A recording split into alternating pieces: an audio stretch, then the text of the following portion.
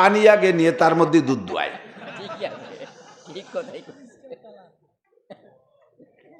আমাকারু আমাকার আল্লাহ ওয়াল্লাহু খায়রুল মাকিরিন। এই কাম হালাল না হারাম? জোরে বলেন, দুধে পানি মিশানো হালাল না হারাম? সাবধান থাকো যারা দুধে পানি মিশাও।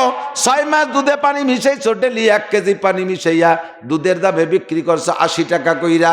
6 মাসে কত? 3 মাসে তুমি বেচো 2400 টাকা।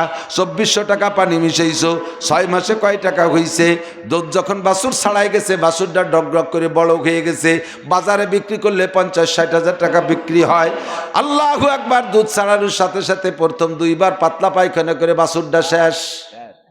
এরপরে মরবে গাই, তারপরে মরবে তোর বউ, তারপরে মরবি তুই।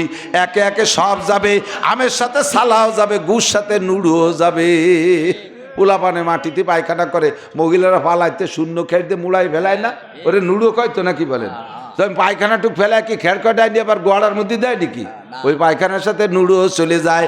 আমের সাথে সালাও যাবে, গুড় সাথে নুড়ুও যাবে। দুধের সাথে পানি দিছিস, পানির সাথে বাছুর যাবে, বাছুরের সাথে গাই যাবে, গায়ের সাথে গাই দোয়াইছে যে তোর বউ যাবে, এরপরে তুই যাবি। কিছুদিন থাকবি হাসপাতালে, ওই জায়গা থেকে পোস্টিং করে কবরস্থানে পাঠাইয়া দিবে।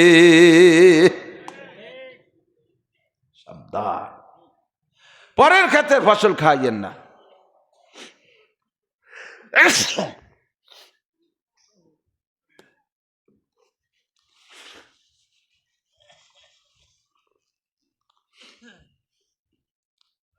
আমাকারু আমাকার আল্লাহ।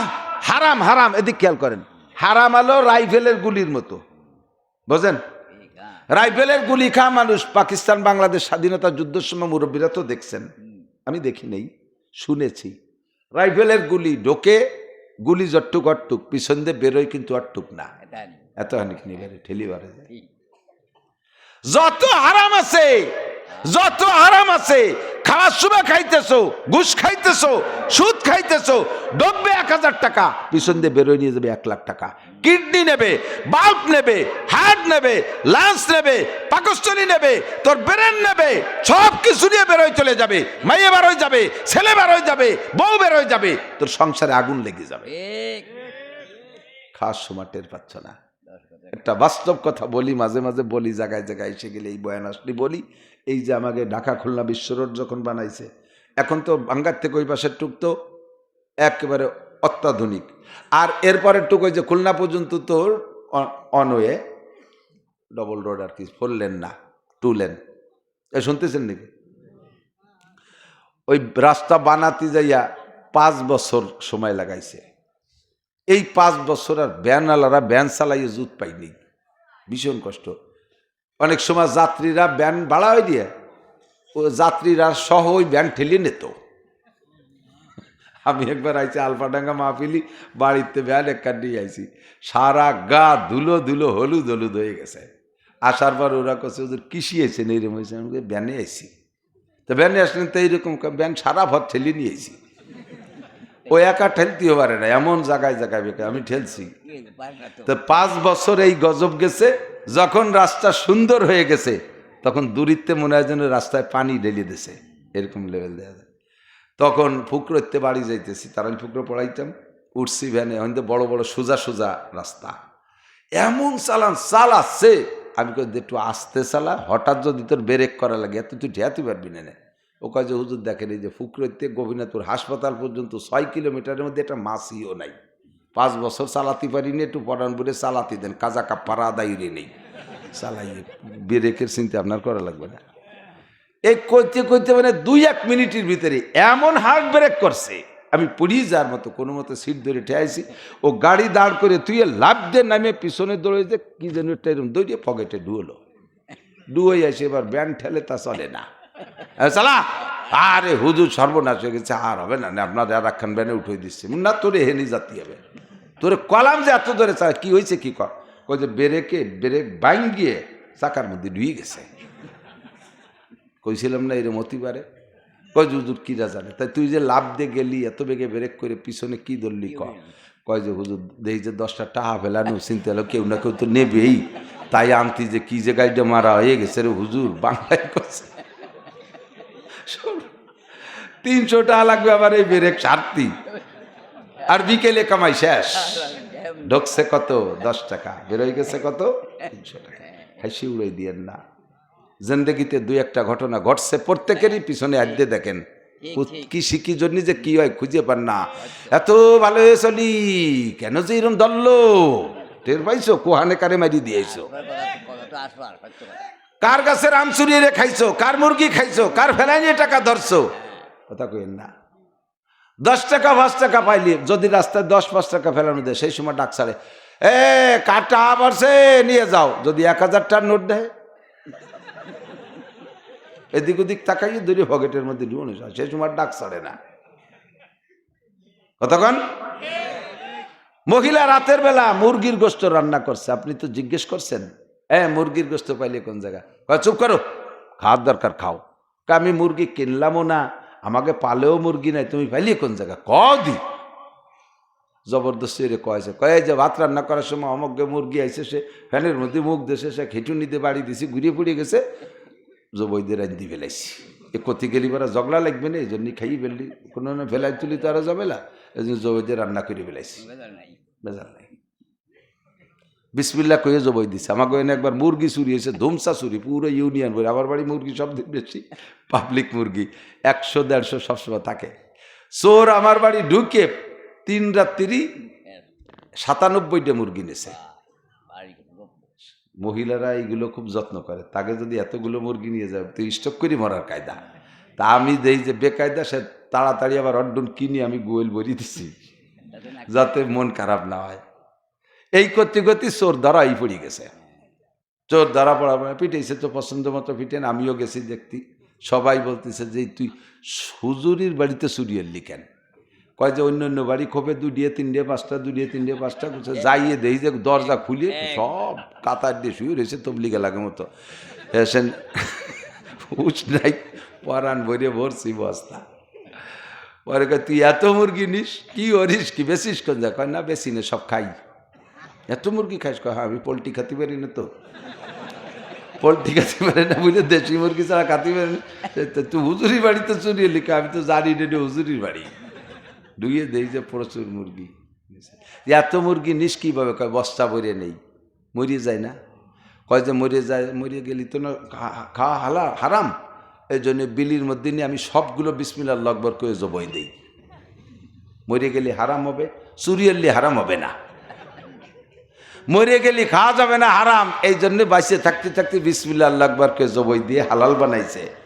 হারাম মাল খাওয়ার সময় যদি বিসমিল্লাহ বলেন, ঈমান নষ্ট হয়ে যাবে। চুরা টাকা খাওয়ার সময় বিসমিল্লাহ কইলে ঈমান নষ্ট হয়ে যাবে। সুদের পর যে টাকা আনছেন, ওই টাকা দিয়ে ধান চাল কিনে খাবেন, খাওয়ার সময় বিসমিল্লাহ করলে ঈমান নষ্ট হয়ে যাবে। ব্যারাকাডামসকারীতে বিআরডিবি স্বনির্ভর জাগরণী চক্র আশা প্রশিকা গ্রামীণ ব্যাংকের থেকে টাকা এনে সেই টাকা দিয়ে চাল কিনে ভাত খাওয়ার সময় বিসমিল্লাহ করলে ঈমান নষ্ট হয়ে যাবে। বিসমিল্লাহ কে জবাই দিছি, তুমি চিনতে হইল না, তুমি তবলিগেতে আইছো, নামাজ পড়িয়েছো, খাও। পরের মুরগি চূড়া মুরগি খাইলেন, খাইয়ে দিয়া বিসমিল্লাহ আল্লাহর কাছে মুনাজাত করেন, রব্বানা আতিনা ফিদ দুনিয়া হাসানাতাও ওয়া ফিল আখিরাতি হাসানাহ ওয়া কিনা আযাবান নার। টানিয়ে দিয়েছেন সুখটান সবে কদরের রাত্রি। আল্লাহ তুমি আমারে দুনিয়া হাসানা দাও, আখিরাতে হাসানা দাও। আল্লাহ কয় তোমারে আশা হাতে দিয়ে বাড়ি হটাই দেবো। সাড়ে শয়তান চূড়া মুরগি খাইয়ে এসে এবার হাসানা চাইস। রব্বানা হাব লানা মিন আজওয়াজিনা ওয়া যুররিয়াতিনা কুররাতা আয়ুন ওয়াজআলনা লিল মুত্তাকিনা ইমামা। একেবারে চোখে আঙ্গুল দিয়ে ধরাই দেই দোস্ত, এগুলো আছে না নাই সমাজে? কথা বলেন। বাচ্চা নিজে কখনো রাস্তায় ফেলাই নিয়ে ফল পাইয়ে কুড়াই আনবেন না। আপনি আনলে আপনার সন্তানের সেই স্বভাব হবে। দৈনন্দিন সব ডেভেলপ হচ্ছে। আপনি জন্ম নিয়েছেন ছেঁড়া কাঁথার ভিতরে, আপনার সন্তান জন্ম নিয়েছে কম্পিউটারের ভিতরে, ওর সন্তান জন্ম নেবে হেলিকপ্টারের ভিতরে। আপনি খাইতেছেন বিড়ি, আপনার সন্তান খাবে সিগারেট, তার সন্তান খাবে গাঁজা বা ফেন্সিডিল, হিরোইন। এমনই করে দৈনন্দিন ডেভেলপ হচ্ছে। আপনি হালাল খাইয়ে তাই ঠেকাইতে পারতেছেন না। আপনার মাস্টার ভাই যারা আছেন শিক্ষক বাবারা যারা আছেন সাক্ষী দেন, আপনারা যখন স্কুলে লেখাপড়া করেছেন তখন উপরের সিনিয়র ভাইদেরকে 1 বছরের সিনিয়র যারা তাকে আপনি সম্মান করতেন, ভয় পাইতেন। আর 3-4 ক্লাসের সিনিয়র যারা তাদেরকে উস্তাদের মতো সম্মান করতেন। কথা বলেন ঠিক কি ঠিক না? আর এখন সেটা ডিমোশন হয়েছে কি পরিমাণ। ক্লাস 1-এর ছেলে ক্লাস 5-এর ছেলের প্যান্ট খুলে নিয়ে যায়, 6-এর ছেলে 10-এর ছেলের প্যান্ট খুলে নিয়ে যায়, এভাবে ঠেলাঠেলি টানাটানি করে, ভিতরে কোনো সম্মান আর শ্রদ্ধা নাই, সব কিছু নিচের দিকে যাইতেছে। অগ্রগতি সব শেষ হয়ে গেছে, অগ্রগতি আসতেছে চরিত্রহীনতার, নোংরামির অগ্রগতি, গুনাহের অগ্রগতি। কথা বলেন ঠিক কি ঠিক না? এই জন্যে নিজে কন্ট্রোল হন। আমার ছোট্ট একটা মেয়ে আছে, এখন 10 বছর হয়েছে, ওর বয়স যখন 3-4 বছর, আমার বাড়ির পাশে এক স্বাস্থ্য ভাই, তার কাছে খুব সুন্দর আম, রাস্তার পরে এক টুবা পাকা একটা আম পড়ছে। আমার অটুক মেয়ে ও পাইয়ে সেই আমটা ওই বাড়ি নিয়ে গেছে, যে কইতে কাকি, কইতে ভালো রে পারে না, কাকি আপনাদের আম, কাকি আপনাদের আম। তোর কাকি বলতে ছোট মানুষ যখন আম নিয়েছে কি রাখে কন, উনিও মানবতা, মা তুমি নিয়ে যাও। না না না, এটা আপনাকে গাছের আম, আমাকে আছে আম। উনি রাখবেন আর ও আনবে না, শেষ পরে উঠোনে থুয়ে চলিয়েছে। সন্তানরে বানান এরকম, সন্তান বানান, পরের কাছে কেন আনবে? আর আপনি প্রশ্রয় কেন দেবেন? কিছু আনলে ফেরত দেবেন, যা জায়গা মতো নিয়ে যা। আব্দুল কাদের জিলানী রহমাতুল্লাহ আলাইহির আব্বাজি সেই কুল ভাষা পাইছে, খেয়ে ফেলাইছে, এখন ভিতরে চেতনা জাগছে, আল্লাহু আকবার, কি খাইলাম, কেন খাইলাম, এখন তো বমি করে বেরোতে পারতেছি না। খুঁজতে খুঁজতে গেছে, দেখি বড়ই গাছ, বড়ই কোত্থেকে আসলো, যে দেখে কত দূর গিয়ে দেখে নদীর পাড়ে, খালের পাড়ে একটা বড়ই গাছ, ওই গাছের বড়ই এই বড়ই। উনি এবার খবর নিলেন, বড়ইটা কি লোকাল গাছ, সরকারি গাছ, খাস জায়গার গাছটা কেন মালিকানা গাছ। খবর নিয়ে দেখলেন মালিকানা গাছ, মালিকও পাওয়া গেল। এবার চলে গেছে মালিকের কাছে, যে বলতেছে হযরত ক্ষমা চাই, মাপ চাই, আপনার এই গাছের কুল পইড়া 22 অমক দূর চলে গেছে, কয়েক মাইল দূর, আমি সেখানে কুলটা পেয়ে খেয়েছি, এরপরে আমার ভয় হচ্ছে আমি কার কুল খাইলাম। আস্তে আস্তে আপনার গাছ পর্যন্ত এসে দেখি কুলে মিলে গেছে। এবার আপনার বাড়ি আসি, হযরত আমারে মাফ করে দেন, নইলে কুলের বিনিময় কি বলেন তাই আমি দিয়ে যাই। হযরত চিন্তা করলেন, আরে এমন ছেলে তো জগতে নাই, এই গাছের কুল জীবনে কোনো দিন আমরা পাড়িয়ে খাতে পারি না, এমন করে পড়ে যায়, ভাসে যায়, মানছি পেড়ে খেয়ে যায়, কেউ কোনো দিন আসলো না কুলের প্রতিশোধ দেওয়ার জন্য। আজকে এই ছেলে আসছে, নিশ্চয় ছেলের ভিতরে মাল আছে। কি আছে? মাল আছে। ছেলেকে এবার উনি আটকাইছে, কয় বাবা আমার ওই গাছের কুলের পরিশোধ তুমি কি দিয়ে করবা? বলেন যা চান। কয় 1 নম্বর হলো আমার মেয়ে বিয়ে করলে, তাহলে তোমারে মাফ করব, নইলে হবে না। যুবক পাগল হয়ে গেছে, ভয়তে তরতর করে কাঁপতেছে, ও কপালে কোন বেকায়দার মধ্যে পড়লো। হুজুর আপনার মেয়ে বিয়ে করার যোগ্যতা আমার নাই। কয় সেটা আমি দেখব, কি আছে না আছে তোমার খোঁজা, তোমার বলা লাগবে না, তুমি আমার মেয়ে বিয়ে না করলে কুল ক্ষমা করব না। হযরত আপনার মেয়ে তো আমি দেখি নাই। আমার মেয়ে দেখা লাগবে না, আমার মেয়েটা খোলা, আমার মেয়েটা অন্ধ, আমার মেয়েটা বয়রা, আমার মেয়েটা বোবা, ইত্যাদি ইত্যাদি, যে কয় দোষ হইলে ছেলেরা মেয়ে পছন্দ করে না, সেই দোষগুলো কইছে। তবে যাই হোক, এই মেয়ে বিয়ে না করলে তোমার কুল ক্ষমা হবে না। নাকে নজ্জায় পড়া গার্জিয়ানদেরকে ডাইকে আইনা বিবাহ হয়ে গেছে, ঘরের ভিতরে বাসর ঘরে পাঠায় দিছে বোর কাছে। ঘরের মধ্যে ঢুকে যে দেখে বাহিরে একটা আকাশে চাঁদ, ঘরের ভিতরে আলাদা একটা চাঁদ। চোখ সুন্দর হরিণের মতো, ভাষা ভাষা চোখ, চেহারা কাঁচা হলুদের মতো, চাঁদের মতো চেহারা, হাতগুলো একেবারে এমন সুন্দর হাত, হাতের গোছাটা বেলনের মতো, আঙ্গুলগুলো সরু সরু, কোনো তার কম নাই, পাও খোড়া না, চোখও কানা না, কানও বয়রা না, মুখও বুবা না।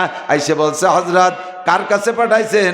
আপনি যেই ডেফিনেশন দিয়েছেন মেয়ের, ওই ঘরে তো সেই মেয়ে নাই, ওই ঘরে মেয়ে তো এমন একটা মেয়ে দেখলাম। কয় বাবা ওইটাই তোমার স্ত্রী, ওইটাই আমার মেয়ে, আপনি যা বললেন তার সাথে তো মেললো না, তাহলে মিলাই দেন কিভাবে? কয় আমার মেয়েটা অন্ধ, মানে অন্ধরা যেমন দুনিয়ার কিছু দেখে না, আমার মেয়েটা ঘরের বাহিরে কোনো কিছু দেখে নাই। বয়রারা যেমন বাইরের কিছু শোনে না, আমার মেয়েটা বাইরের কিছু শোনে নাই। আরে বুবারা যেমন বাইরের সাথে কথা বলতে পারে না, আমার মেয়েটা বাহিরের লোকের সাথে কথা বলে না। আরে আমার মেয়েটা খোড়া, মানে খোড়া পা থাকলে বাইরে যাইতো, বা খোড়ারা যেমন বাইরে যাইতে পারে না, আমার মেয়েটা কোনোদিন ঘরের বাইরে যাইতে পারে নাই। যে যে গুণ বলছি ওই গুণ আমার মেয়ের মধ্যে। বাবা ওইটাই তোমার স্ত্রী। দাম্পত্য শুরু হয়ে গেল, সন্তানটা জন্ম নিল, সন্তান একটা জন্ম নিল, যেই সন্তানটা হইল সেই সন্তানটা বড় পীর আব্দুল কাদের জিলানী। ও মা, আপনি নেক সন্তান চান, আপনি আগে নেককার মা হন। আপনি নেক একটা সন্তান চান, আপনার ঘরের ভিতরে গিয়ে নেককার স্ত্রীর ব্যবস্থা করেন। ও যুবক, নবী পাক বলেন আর দুনিয়া কুল্লুহা মাতা, দুনিয়ার সব কিছুই উপভোগের জিনিস, দুনিয়ার সব কিছু পুরুষের জন্য নিয়ামত। একজন পুরুষের জন্য সবচাইতে বড় নিয়ামত, আমার দিক একজন পুরুষের জন্য সবচাইতে সেরা নিয়ামত হলো আদ-দুনিয়া কুল্লুহা মাতা ওয়া খায়রু মাতা'id দুনিয়া আল মারআতুস সালেহা, আবার আল মারআতুস সালেহা। একজন পুরুষের জন্য দুনিয়ার সেরা নিয়ামত হলো নেককার, দিনদার, ইমানদার, সুন্দরী, রূপসী, গুণবতী, ধার্মিক, ভদ্র, স্বামী ভক্তা স্ত্রী, কনাত করনেওয়ালি স্ত্রী, শুকরগুজার স্ত্রী। স্বামী যা বলে তাই শোনে, স্বামী যা দেয় তারপর তৃপ্তি। 3 রেখাতের নিয়মতান্ত্রিক পড়ে সময় আছে মনে করে যদি সাথে আর 1 রেখাত মিলিয়ে দেন যে বাংটা রাখবো, 4 রেখাতই পড়ে দিই, হবে? ভালো কাজটা মন্দ হয়ে গেল না? সারা রমজান রোজা রাখছেন, ঈদের দিন সবাই খেয়ে বেড়াচ্ছে, আপনি সে রাত্রিও সেহেরি খাইয়ে সারাদিন রোজা। ইফতারির সময় 10 প্রকার ইফতারি সামনে নিয়ে একেবারে কাজু বাজু দিয়ে মুনাজাত করতেছেন, আল্লাহ আজকে দেখো আনন্দের দিন, সবাই খাচ্ছে ফুর্তি করতেছে, আমি আজও রোজা, কও আমারে কি দিবা? আল্লাহ কয় তোমারে জুতো দিয়ে 2 বাড়ি দেব। দাতাল, তোরে আজকে রোজা থাকতে কইছে কিনা? বিয়ের দিন সবাই খাচ্ছে, জামাই খাই না, বাবা খাও না, কাকা আমি রোজা। বিয়ের দিন যদি জামাই রোজা থাকে শ্বশুর খুশি হবেন? ঈদের দিন রোজা রাখলে আল্লাহ ওই রকম অখুশি হয়। তাহলে রোজার মতো একটা ভালো কাজ মন্দ বানানোর ব্যবস্থা আছে না নাই? আবার মন্দ কাজরে ভালো বানানোর ব্যবস্থা আছে। বাজার, আহাব্বুল বিলাদে ইলাল্লাহি মাসাজিদুহা, দুনিয়ায় সবচেয়ে ভালো জায়গা হলো মসজিদ। মসজিদের চেয়ে ভালো জায়গা আছে? আর সবচেয়ে খারাপ জায়গা আবগাজুল বিলাদে ইলাল্লাহি আসওয়াকুহা, সবচেয়ে খারাপ জায়গা বাজার। এই খারাপ জায়গায় যাই একটা দোয়া পড়লে 10 লক্ষ গুনাহ মাফ। সুবহানাল্লাহ কবেন না? পড়বো না তার সুবহানাল্লাহ কই লাভ কি? দোয়া পারিও না, পড়বো না, যারা পারে তারা পড়িবে আর কি, নাকি? বাজারের মতো খারাপ জায়গারে ভালো বানায় ফেললেন কি দিয়ে? একটা দোয়া দিয়ে। দোয়া পড়ার সাথে সাথে 10 লক্ষ গুনাহ মাফ। ওই দোয়াটা মসজিদে পড়লেও এই নেকি না, আবার সাথে সাথে 10 লক্ষ নেকিও লিখে দেওয়া হবে। এটা কাবা ঘরের মধ্যে পড়লেই ফজিলত না, এটা ওই বাজারেই পড়তে হবে। কত টাইম বাজারে কাটান, দোয়াটা পড়ছেন কোনো সময়? জানেনই না। তো বুঝাইতে চাইলাম খারাপ জায়গারে ভালো বানানো যায়, আর ভালোরেও খারাপ বানানো যায়। প্রত্যেকটা কাজের মধ্যে 2টা দিক। ওয়াজ মাহফিল ভালো না মন্দ? এই যে কথাগুলো শিখলেন, এটা অনেক লাভ হয়েছে না? ভালো। এরে আবার খারাপ বানানো যায় কি দিয়া? মহিলারা কোনো জায়গা বসে রয়েছে, অশুনতিছে, এই জায়গা প্রজেক্টর একটা মেশিন দিয়ে ওই জায়গাটা পর্দা দিয়ে দিলেন। আমরা বক্তারা যারা আছি, আমাকেও বিটিরা দেখলো, মাঝে মাঝে 1 গুল্লি দিয়ে আপনারাও কারা কোন জায়গাতে আইসেন 1 গুল্লি গুঁড়োই দেখাই দিলেন, বিটিরা আমাকে দেখলো। এটা কি জায়েজ আছে নাকি? তো প্রজেক্টর এই জায়গা চলতেছে নাকি? এটা কি? এইটা প্রজেক্টর মেশিন না? এইটা প্রজেক্টর মেশিন, এই বড়টা। যদি বলেন যে মহিলারা একটু দেখলি দোষ কি, তাহলে পর্দার শরিয়াত যেমন পুরুষের জন্য এরকম মহিলাদের জন্য। ওই জায়গাটা মেশিন দেন, এই জায়গাটা পর্দা দেন। আমরাও দেখি ওই জায়গা কোন কোন বিটি আইছে, বলেন এবার অনুমতি দেন।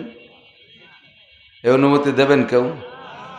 ওই জায়গায় একটা মেশিন দিয়ে এই জায়গা পর্দায় মহিলারা কারা কারা আসছে এই দেখাও যেমন নাজায়েজ, আমরা এখানে বসে বয়ান করতেছি এটাও মহিলাদের দেখা নাজায়েজ। এমনি গুনাহ যা করে বেড়াচ্ছেন, কিন্তু ইবাদতের নামে গুনাহ করব কেন? প্রজেক্টর যদি রানিং থাকে বন্ধ করে দিতে হবে। প্রজেক্টর ক্যামেরাম্যান কে? Projector operator. প্রজেক্টর বন্ধ করতে হবে যদি এটা প্রজেক্টর হয়ে থাকে। ওলামাই কেরাম, স্থানীয় ওলামাই কেরাম তারা বোঝে, তারা এগুলো করে কেন? এগুলো করা ঠিক না। শরিয়াতকে শরিয়াতের কায়দা মানতে হবে। কোরআন শরীফ শিক্ষা করা ফরজ না? শিয়ানা যুবতী মেয়েকে যদি কোনো পুরুষ সরাসরি খোলামেলা বসে কোরআন শরীফ পড়ায়, এটা নাজায়েজ। অথচ কোরআন শরীফ শিক্ষা করা ফরজ, কিন্তু পড়ানো হচ্ছে নাজায়েজ তরিকায়, এটা জায়েজ নাই। এজন্য খুব সতর্ক থাকতে হবে, ভালো করতে যাইয়ে যেন নষ্ট না করে ফেলি।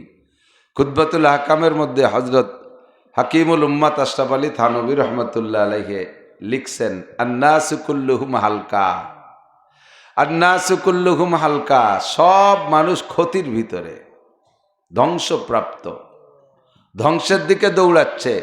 ইল্লাল আলিমুন, শুধু আলেমরা ভালো আছে। সাধারণ সব মানুষ ক্ষতির ভিতরে, শুধু আলেমরা ভালো আছে। কিছুদিন কয় আলেম মৌলবীরের সাথে ঘুরোই টুরোইয়ে তাগো আমল আকলাক দিয়ে বলে আলিমুনা কুল্লুহুম হালকা, এ মৌলবীরাও সুবিধে না। ইল্লাল আমিলুন, শুধু মৌলবীদের মধ্যে যারা আমল করতেছে ওই কয় মৌলবী ভালো। খেয়াল করেন, শুধু আমল করনেওয়ালা কয় মৌলবী ভালো। এবার আমল করনেওয়ালা কয়জন নিয়ে কতদিন ঘুরে ফিরে দেয় যে আমলেরও বাপ ভালো না।